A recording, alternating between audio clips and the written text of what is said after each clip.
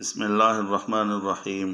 محترم سامعین اور ناظرین، نبی علیہ الصلاۃ والسلام کی ایک بہترین اور عظیم الشان حدیث آپ کے سامنے سناتا ہوں۔ تمام مسلمان توجہ کے ساتھ اس کو سن لے اور اس پر عمل کرے۔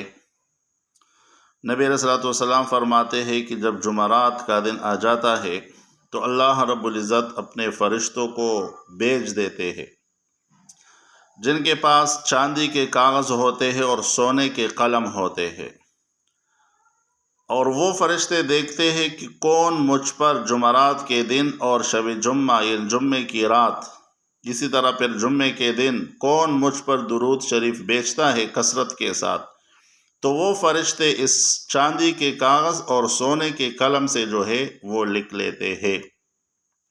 تو تمام مسلمانوں کو نبی علیہ الصلوۃ والسلام کے اوپر زیادہ سے زیادہ درود بھیجنا چاہیے۔